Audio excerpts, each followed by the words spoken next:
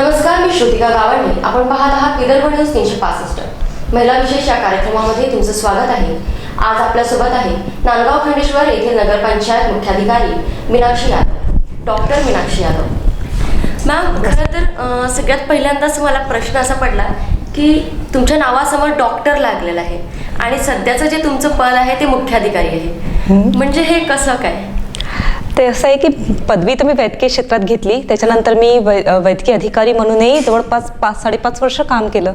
नंतर ते काम करत असताना मला असं जाणवलं की प्रशासकीय पदं अशी पदं आहेत की त्या पदावर जर आपण काम केलं तर आपण समाजाला अधिक व्यापक स्तरावर एक सेवा देऊ शकतो. आणि समाजातील ते खरंच तळागाळातले जे लोक आहेत त्यांना जर वर उचलायचं असेल तर प्रशासकीय सेवा अतिशय उत्तम मार्ग आहे, म्हणून मी इथे येण्याचा निर्णय घेतला. आणि हे जे मनात होती कुठेतरी तुमची धडपड की समाजासाठी मी कुठेतरी कार्य करायला पाहिजे, मी सेवा करायला पाहिजे, हे कशी निर्माण झाली? बघा, मी जेव्हा मेडिकल ऑफिसर म्हणून जॉईन झाले आणि मग मी ग्रामीण भागात ते मेडिकल ऑफिसर म्हणून सेवा देत होते, तेव्हा माझ्या लक्षात आलं की आरोग्याच्या बऱ्याचशा ज्या काही समस्या आहे त्याला रूट कॉज असा आहे जो आरोग्याशी निगडीत नाही.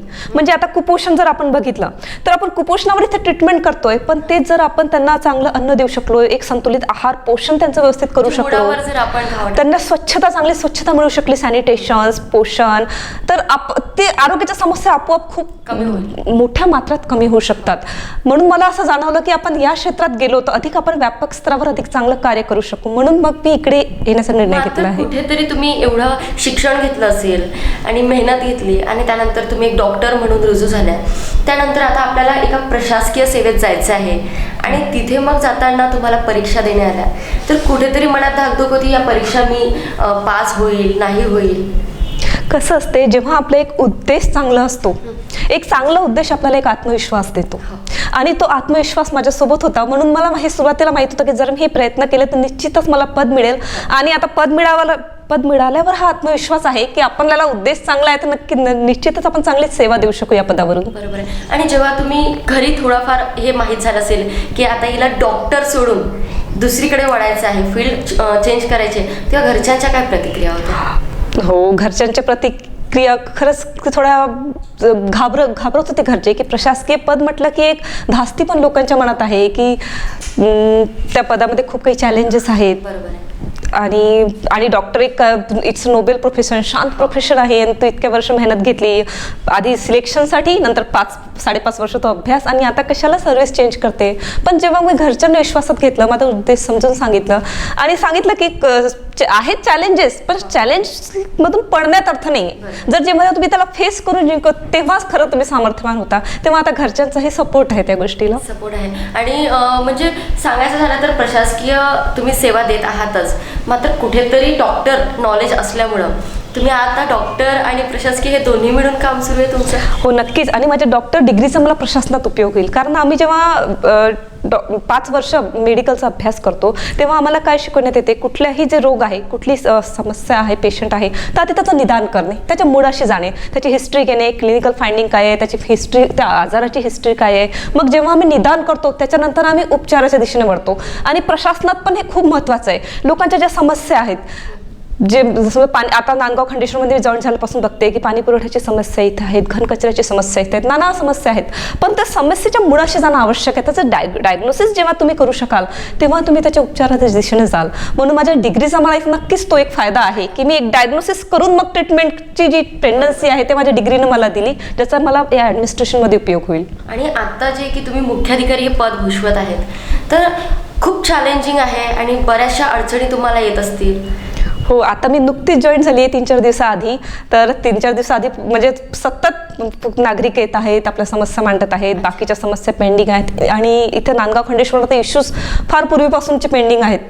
कुठेतरी फंडची फार समस्या आहेत, पाणी पुरवठा जो नागरिकांना सतत होत नाही, त्याच्या मागे खूप सिस्टीम खराब झालेली आहे. तर या समस्या आहेत, पण आता एक सकारात्मकतेने आणि एक चॅलेंज म्हणून त्याच्यावर एक ताकदीनं काम करावं लागेल, तेव्हा आपण हे करू त्याला नक्कीच. आणि माझा स्टाफही सोबत ॲज अ टीम म्हणून आम्ही घेतो आणि ॲज अ टीम वर्क एक देऊ, त्यामुळे गावाला सेवा द्यायचा प्रयत्न. अडचणी लक्षात घेतल्या असेल, त्यात प्रामुख्याने कोणत्या अडचणी लक्षात आल्या तुमच्या? सध्या तर मी जेव्हा जॉईन झाली 4-5 दिवसात माझ्या लक्षात आली की पाणी पुरवठा इथं करणे आणि तो सुरळीत करणे. फक्त सुरळीत न करता ते पाणी स्वच्छ असले पाहिजे, सुरक्षित आरोग्यदायी पाणी असलं पाहिजे. ते पाण्यामध्ये कुठलेही प्रकारचे कॉलरा, अतिसार अशा किंवा हेवी मेटल्स नसो, सुरक्षित स्वच्छ पाणी देणे हा माझी प्राथमिकता राहील. नंतर स्वच्छता, लोकांचे घराघरात जे कचरा निर्माण होतो, लोकांनाही आम्ही आता अवेअरनेस एक कॅम्पेन चालवू की लोकांनी कचऱ्याला कचरा न समजता एक रिसोर्स समजावं, त्याचं वर्गीकरण करावं, सुका कचरा, गिरा कचरा, हजार्डस वेस्ट, आणि असा वर्गीकृत कचरा लोकांच्या घरातून घंटागाडी जाईल, वेळेवरती जमा करेल आणि त्याला वर्गीकृत प्रमाणातच आम्ही त्याच्या प्रक्रिया करू. हे सगळे माझा उद्देश राहणार आहे आणि त्याच्यावर आम्ही काम करू. मात्र कुठेतरी महिला म्हणून आता मुख्याधिकारी पद म्हणजे कुठेतरी 4 लोकांवर वर्चस्व गाजवणं आलं, आणि आपल्या समाजात जर आपण पाहिलं तर पुरुष प्रधान संस्कृती आहे, आणि मग कुठेतरी काही पुरुषांचा इगो हर्ट होतो की आपल्यावरती एक मॅडम आहे महिला म्हणून. तर असं कधी जाणवलं काम करत असताना? पहिली गोष्ट तर तुम्ही जे म्हटलं मुख्याधिकारी पद हे वर्चस्व गाजवण्याचं नाही. मुख्याधिकारी पद हे आपला जो स्टाफ आहे, आपला जो सबऑर्डिनेट स्टाफ आहे, त्याला ॲज अ टीम आपल्यासोबत घेऊन आणि ते विश्वासात त्यांना घेऊन आणि त्यांना एक प्रेरणा देऊन, त्यांना एक चांगलं मोटिवेशन देऊन त्यांच्याकडून काम करून घेण्याचं पद आहे. वर्चस्व गाजवणे हे कुठल्याही प्रशासकीय पदात येत नाही. तर त्यामुळे तो पदाला जर न्याय द्यायचा असेल तर आपला जो स्टाफ आहे त्याला एक मोटिवेशन द्यावे लागेल, त्यांच्यामध्ये कुठेतरी एक प्रेरणा जागृत करावी लागेल. आहे चॅलेंजेस, पण ते चॅलेंजेस जेव्हा ते चॅलेंजवर ओव्हरकम करायचं आहे तेव्हा एक पॉझिटिव्ह एनर्जी लागते. ती पॉझिटिव्ह एनर्जी माझ्या स्टाफला मी देण्याचा प्रयत्न करत आहे. आणि एक महिला व आपल्याला सुपेरियर आहे म्हणून असं मला तर सध्या जाणवलं नाही. माझा स्टाफ मला चांगला कोऑपरेट करतो आहे आणि आनंदाची गोष्ट. आणि समाजामध्ये पण हे आहे की जर आपण सकारात्मकतेने कोणाला अप्रोच करू तर आपल्याला निगेटिव्ह रिस्पॉन्स फार कमी भेटतो. आणि आता आपण बघत आहोत की मुलगी वाचवा, मुलगी शिकवा असे नारे जरी सुरू आहेत, आणि मुलगी आता वाचत असली, शिकत असली तरी ती जगू शकत नाही पाहिजे त्या प्रमाणात. आता आपण जर समाजाचा जर कौल बघितला तर अनेक ठिकाणी महिलांना जाळल्या जातं, जिवंत ॲसिड टाकल्या जातं, त्यांच्यावर बलात्कार केला जातं, मारल्या जातं. तर हे जे काही समाजामध्ये क्रूरता सुरू आहे याबद्दल तुमचं काय मत आहे? बघा, या सगळ्याच्या मुळाशी एक गोष्ट आहे की आपली अजून समाजाची मानसिकता पूर्णतः बदललेली नाही किंवा ती प्रगल्भ झालेली नाही. मुलीला शिकवणं, मुलगी शिकत आहे, ती नोकरी करत आहे इथपर्यंत ठीक आहे, परंतु आपल्या कुटुंबातही आपण तिला निर्णय घेण्याचं स्वातंत्र्य कितपत दिलं आहे? पहिली गोष्ट, डिसिजन मेकिंगमध्ये तिचं कॉपरेशन किती आहे?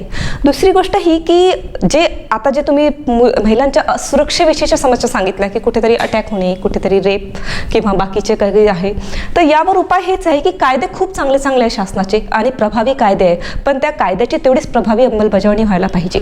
जेव्हा आपण कायद्याची प्रभावी अंमलबजावणी एका दृष्टीने करू आणि दुसऱ्या बाजूने समाजाची मानसिकता बदलण्याचा प्रयत्न करू, तेव्हा आपण या समस्येवर पूर्णपणे उपचार शोधू शकू, त्याला टॅकल करू शकू. आणि समस्या बदलण्याकरिता म्हणजे जेव्हा आपण मानसिकता बदलण्याची गोष्ट करतोय तर मानसिकता कशी काय बदलेल, तर आपल्याला आपल्या घरातून ती बदलावी लागेल.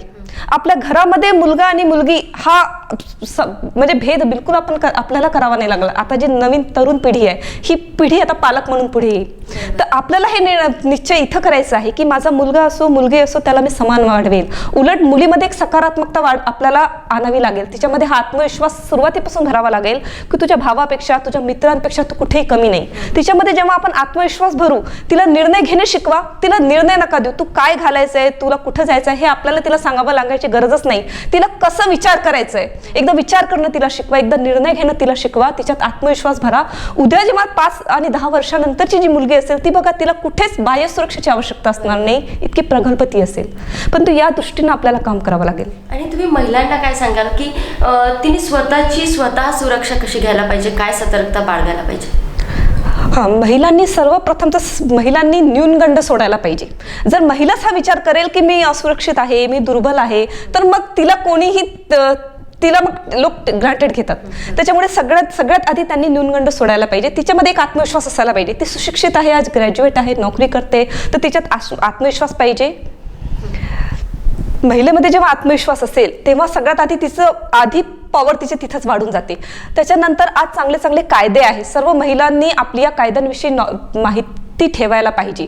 दुसरी गोष्ट की आता चांगले ॲप आहेत, प्रतिसाद ॲप आहे, कॉपबडी अशा ॲप आहे.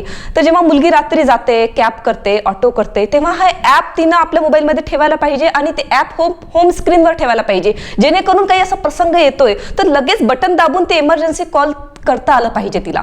पण तो जर आपण ही निष्काळजीपणा केला की तो ॲपच आपल्या मोबाईलमध्ये नाही आहे, आपण करतोय आपला मोबाईल ॲप जरी असलं मोबाईलमध्ये चार्जिंग नाही आहे किंवा तो होम स्क्रीनवर नाही आहे, तिला क्षणात ते वापर करता आला नाही, तर इतकं सगळं सुरक्षा व्यवस्था जी शासनाने निर्माण केली आहे, पोलीस डिपार्टमेंटने निर्माण केली आहे, तिचा तिला वेळेवर उपयोग होऊ शकणार नाही. तर महिला सुशिक्षित आहे, तिला सगळं नॉलेज आहे, तिनं एक आत्मविश्वास ठेवावा आणि या ज्या टेक्नॉलॉजीज आहे, हे जे तिच्या सुरक्षेकरिता उपाय आहे, तिचा वापर तिनं समर्थपणे करावा, हेच आव्हान मी महिलांना करू इच्छिते. आणि दुसरी महत्त्वाची गोष्ट म्हणजे महिला आत्ताच्या ज्या आहेत त्यांना बरंचसं मनात असतं की मला हे काम करायचं आहे, मला याची आवड आहे, मात्र काही कारणाचं कधी घरच्यांचा सपोर्ट लागत नाही, तर कधी बाहेरचे लोक काय म्हणतील, समाज काय म्हणतील म्हणून त्या बाहेरच निघत नाही, एक पाऊलच त्या समोर टाकत नाही. याबद्दल तुम्ही काय सांगाल? याबद्दल मी हेच सांगू इच्छिते की मुलींनी निर्णय घेणे शिकावे. जेव्हापर्यंत तुम्ही स्वतःचे निर्णय स्वतः घेणार नाही तेव्हापर्यंत मुलगी सक्षम होऊ शकत नाही. कारण निर्णय घेणे हा सर्वात महत्त्वाचा टप्पा आहे आयुष्यातला. जर मुलगी ग्रॅज्युएट झालेली आहे, पोस्ट ग्रॅज्युएट झालेली आहे, तिला त्या गोष्टीचं सगळं कळते, आज ती नोकरी करते, पण तरी पण ती स्वतःचे निर्णय का घेत नाही? तिनं पुढाकार घेऊन एकदा निर्णय घेतला पाहिजे. एकदा चुकू द्या ना, निर्णय एकदा चुकेल, दोनदा चुकेल. निर्णय चुकणे ही फार मोठी गोष्ट नाही, पण निर्णय न घेणे हा फार मोठा दोष आहे आणि याच्यावर ओव्हरकम आजच्या मुलींनी करायला हवं. आणि आता तुम्ही बाहेर तर काम करत आहातच, समाजामध्ये काम करत आहात आणि कुठेतरी एक समाजाची सेवा करण्याचा तुमचा मानस आहे हे दिसून आलंच. मात्र घरची परिस्थिती कशी आहे? एक स्त्री म्हणून घरकाम वगैरे याला कसं पाहता? आतापर्यंत आपली जी समाज व्यवस्था होती यामध्ये घरकाम आणि स्त्री म्हणजे घरकाम हे स्त्रीचंच ही मानसिकता होती. पण मी आता या मंचावरून समाजाला हे आवाहन करू इच्छिते की आता परिस्थिती बदलली आहे. आता आजची मुलगी ही स्वतः नोकरी करते, व्यवसाय करते, ती जेव्हा त्या दृष्टीने बरोबरीने काम करते तेव्हा आपल्या कुटुंबातही ही कुटुंबाच्या कामाची जबाबदारी ही वाटल्या गेली पाहिजे. कारण ती परिस्थिती आता बदलली आहे, तर आपण इथं मानसिकता बदलायला हवी आणि हे आपण आपल्या घरातून आपल्या मुलांना शिकवायला हवं की शेअर द रिस्पॉन्सिबिलिटीज. कारण ती जेव्हा बाहेर काम करते तर ती घरही सांभाळेल ही अपेक्षा ही चुकीची आहे. जर ती ही सांभाळेल तर ती मग इकडेही व्यवस्थित करू शकणार नाही, तिकडे व्यवस्थित न्याय देऊ शकणार नाही आणि अशाने अल्टिमेटली दोघांचं बॅलन्स बिघडेल. त्याच्यामुळे आवश्यकता ही आहे की आता आपण आपली स्वतःची मानसिकता बदलायला हवी, आपल्या कुटुंबातून याला सुरुवात करायला हवी की ती आता अर्थार्जनच्या क्षेत्रावरती बरोबरीनं काम करते तर आपण घरातील रिस्पॉन्सिबिलिटी बरोबरीनं शेअर करूया, तेव्हा कुठे समाजाची व्यवस्था आणि बाकी प्रशासन सगळं काही सुरळीत होईल. रिस्पॉन्सिबिलिटी शेअर करायला पाहिजे आणि जेव्हा महिला पुरुषाच्या खांद्याला खांदा लावून काम करत आहे तरी कुठेतरी पुरुषांनीही तेवढाच सपोर्ट तिला करायला पाहिजे प्रत्येक गोष्टीत. इथपर्यंत तर सगळं बरोबर आहे, मात्र कुठेतरी असं वाटतं का की आजची जी महिला आहे तिची जी प्रगतीकडे वाटचाल आहे कुठेतरी तिचं स्वतःमधलं स्त्रीत्व हरवत आहे? नाही, मला असं नाही वाटत की तिच्यामधलं स्त्रीत्व हरवत आहे. कारण आजची महिला किंवा भारताची स्त्री इतकी तर कमकुवत नाही आहे की कुठल्याही गोष्टीनं तिच्यावर इतकं डॉमिनेशन होऊन जाईल की तिचं स्त्रीत्व ती विसरून जाईल. आणि आपण जर परंपरा बघितली तर ऋग्वेदकालीन गार्गी आहे, खूप चांगल्या स्त्रिया तेव्हापासून भारतीय स्त्री हे म्हणजे एक विदुषी म्हणून एक विद्वान स्त्री. त्याच्यानंतर स्त्रियांचा प्रवास मध्ययुगीन काळात असं झालं की स्त्रियांवर बरेच अत्याचार वाढले आणि त्यांच्याबद्दलचा दृष्टिकोन खूप निगेटिव्ह झाला. परंतु आता आधुनिक काळात बघा की कालची सती आज संसदमध्ये आहे आणि आपण बघतोय की ती फायटर प्लेन चालवत आहे. मंगलयानमध्ये बघितलं स्त्री वैज्ञानिकांची भूमिका किती महत्त्वाची होती. आणि आज आपण बघू शिक्षिका शाळांमध्ये मुख्यतः शिक्षिका आहेत, लेडीज डॉक्टर आणि घरकाम म्हणजे घर सांभाळणारी आई ती तर सगळ्यात जास्त सामर्थ्यवान आहे. कारण एक गृहिणी म्हणूनही एक खूप महत्त्वाचं क्षेत्र ते सांभाळते आहे. हे जेव्हा करत असताना कुठेतरी सकाळपासून रात्रीपर्यंतचा वेळ काही फील्डमध्ये जातो आणि मग ते घरच्यांना वेळ देऊ शकत नाही, आपल्या मुलाबाळांना वेळ देऊ शकत नाही. कुठेतरी मग त्या कारण सांगतात की मला बाहेरचं बघावं लागतं म्हणून मी घरी वेळ देऊ शकत नाही, मुलांवर संस्कार करू शकत नाही. यामध्ये तुम्हाला असं वाटते का की स्त्रीने हे कसं मॅनेज करायला पाहिजे, कसं सांभाळून घ्यायला पाहिजे दोन्ही गोष्टी? मी आधी सांगितलं पुरुषापेक्षा नक्कीच स्त्रीवर जास्त जबाबदारी असते. हो, बरोबर आहे. पण जसं मी आधी सांगितलं की आता आपल्याला मानसिकता बदलावी लागेल. घरातील रिस्पॉन्सिबिलिटी ही फक्त स्त्रीची आहे, घरकामाची ही मानसिकता बदलावी लागेल आणि शेअर द रिस्पॉन्सिबिलिटीज. जसं ती अर्थार्जन करून घराचं बजेटमध्ये योगदान देते तसं घरच्या कामातही जी पुरुष मंडळी आहे त्यांचा सहभाग आवश्यक आहे. दुसरी गोष्ट ही की आता जे मुलांच्या संस्काराची गोष्ट आहे तर त्यामध्ये त्याच्या मुळाशी कारण असं आहे की जे आपण एक संयुक्त कुटुंब पद्धती हे केली आहे की आजी आजोबा घरापासून दूर आहे, फक्त आई वडील आणि मुलं. तर अशा वेळेला जेव्हा वडील आणि आई दोन्ही कामाला जाते तर खरंच त्या मुलांना संस्कार करणारं कोण आहे? म्हणून एक आपण जी आपली आधीची जी कुटुंब पद्धती होती की आजी आहे आजोबा आहेत, एकत्रित कुटुंब पद्धतीचा विचार पुनश्च एकदा व्हायला हवा. कारण जी भावी पिढी आहे त्यांच्यावर संस्कार होणे तितकंच महत्त्वाचं आहे. आणि ते आजी आजोबांचं प्रेम त्यांचा ओलावा जेव्हा त्यांना मिळेल खरंच तेव्हाच ती मुलं मानसिकदृष्ट्या प्रगल्भ होतील. तर मला असं वाटतं या दृष्टीनं आपण एक विचार करायला हवा. आणि घरामध्ये कधीही काही चुकी झाली किंवा घरावर कुठलेही काही प्रॉब्लेम्स आले तर नेहमी स्त्रीला दोषी पकडल्या जाते. कारण की स्त्री ही त्या परिवाराला चालवणारी असते, स्त्री ही घराची इज्जत असते, अशा प्रकारचं आपण नेहमीच ऐकत आलेलं आहे. तर हे जे काही घरावर येणारे संकट आहे ते एकट्या स्त्रीवर जेव्हा टाकल्या जातात, मुलं बिघडले तर तुझ्यामुळं बिघडले, तर यावर तुम्ही काय सांगाल? याच्या मुळाशी पण पुन्हा हेच आहे की आपली जी समाजाची मानसिकता आहे पण त्यावर उपाय आता करावा लागेल. आणि उपाय ही स्त्रीच करू शकते. आजची जी आई आहे तिनं आपल्या मुलीला इतकं सक्षम बनवावं. आईनं काय करायला पाहिजे की आपल्या मुलीमध्ये आत्मविश्वास निर्माण करायला पाहिजे की नाही बेटा कर, तू चुकलं तर बघूया. आणि जेव्हा आपण मुलीला हा एक दुजोरा देऊ, मुलीला एक सकारात्मकतेने वाढवू, तर ती मुलगी इतकी सक्षम असेल. आणि तो आज जो तिचा भाऊ आहे उद्या तो कोणाचा तरी नवरा असेल, तेव्हा आज आपल्या बहिणीकडे तो ज्याने बघेल सकारात्मकतेने, उद्या आपल्या वाईफकडे आपल्या मुलीकडे तो तसंच बघेल. त्याच्यामुळे आपल्या कुटुंबातून आपल्याला ही सुरुवात करावी लागेल. आणि आता मला खरं तर तुम्हाला विचारावं असं वाटतं की प्रत्येक मुलीच्या आयुष्यात लग्न हा एक खूप महत्त्वाचा क्षण असतो, महत्त्वाचा एक टर्निंग पॉईंट असतो. असं म्हणतात की लग्न म्हणजे त्या मुलीचा पुन्हा दुसरा एक जन्म असतो. तर तुमचंही लग्न व्हायचंय आणि तुमच्या काय विचार आहे एकंदरीत लग्नाबद्दल? आणि काय वाटतं की नवरा कसा असायला पाहिजे, परिवार कसा असायला पाहिजे? बघा, पहिली गोष्ट मला असं नाही वाटत की लग्न हा मुलीचा पुनर्जन्म आहे.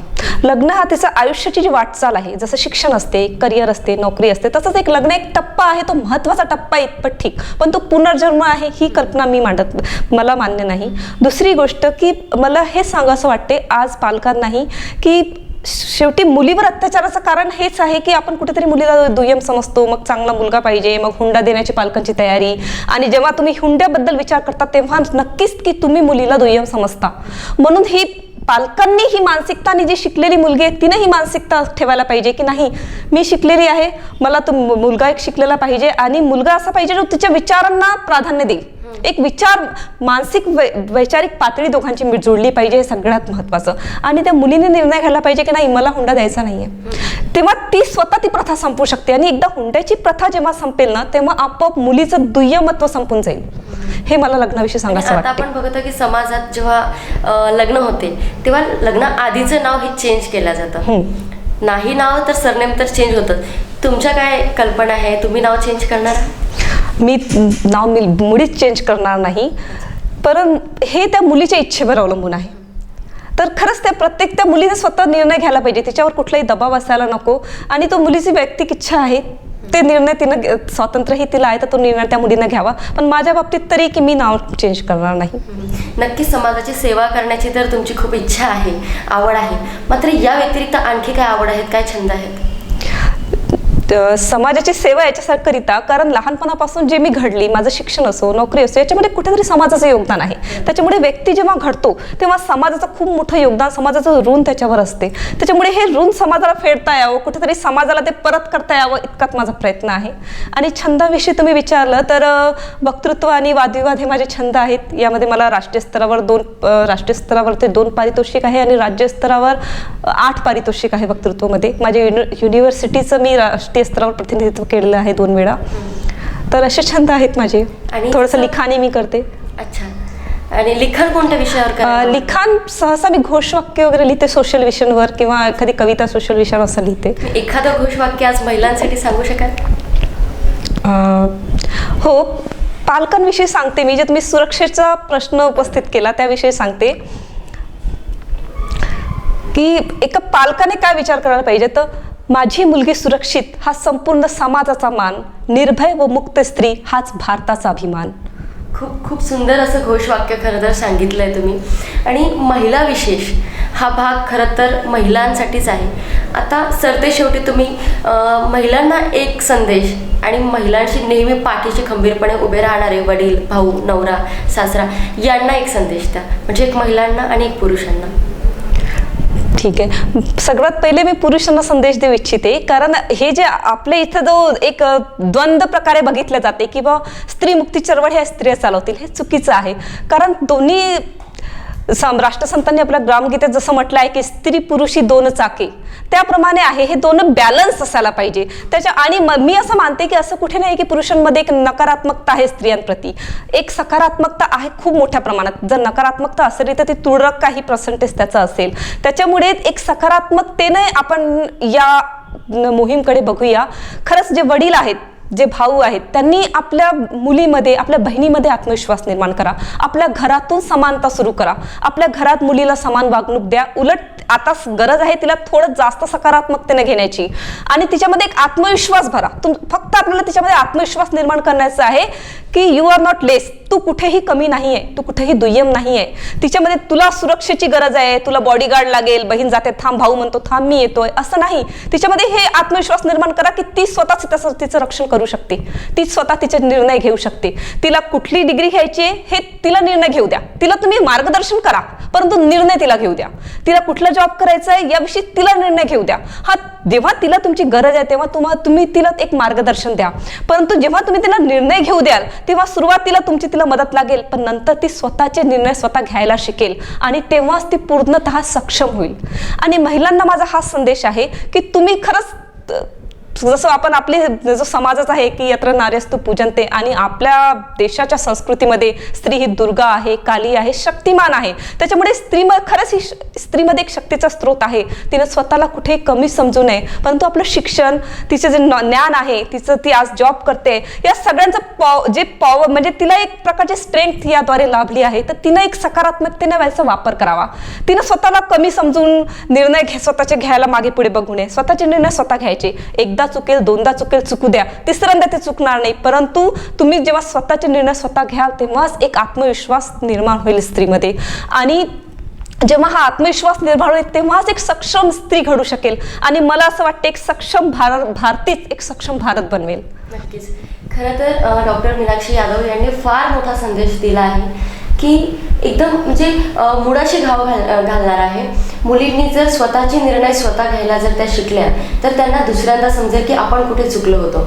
आणि नक्कीच घरच्या लोकांनी किंवा समाजांनी त्या मुलीवर आपले निर्णय न थोपवताना तुम्ही त्यांना सजेशन देऊ शकता, मात्र निर्णय थोपवू नका, असं त्यांनी सांगितलं आहे. खरं तर डॉक्टर मीनाक्षी यादव यांनी फार मोठा आणि चांगला संदेश दिला आहे की कुठेतरी मुलींनी स्वतःचे निर्णय स्वतः घ्यायला शिकलं पाहिजे. नक्कीच समाज आणि घरचे लोक तिला त्या निर्णयामध्ये सजेशन देऊ शकतात, मात्र तो निर्णय थोपवण्याची परमिशन ही कोणत्याच मुलींनी द्यायला नको. एकदा चुकेल, दुसऱ्यांदा चुकेल, मात्र तिसऱ्यांदा तुझा निर्णय तुला घेता येईल, हा एक मोठा संदेश तुम्ही दिला आहे. आणि खरं तर नुकत्याच तुम्ही जॉईन झाला आहे, नवीन हा कारभार सांभाळला आहे. नांदगाव खंडेश्वर नगरपंचायतच्या मुख्याधिकारी म्हणून तुम्ही रुजू झालात. विदर्भ न्यूजकडून तुम्हाला पुरेपूर शुभेच्छा आम्ही देऊ. तुमच्या हातून खूप जास्त समाजसेवा हो, बरेचसे कामं तुमच्या हातून हो अशी आमची इच्छा. आणि विदर्भ न्यूजला तुम्ही टाईम दिला, तुमची मौल्यवान वेळ दिली, यासाठी धन्यवाद. धन्यवाद.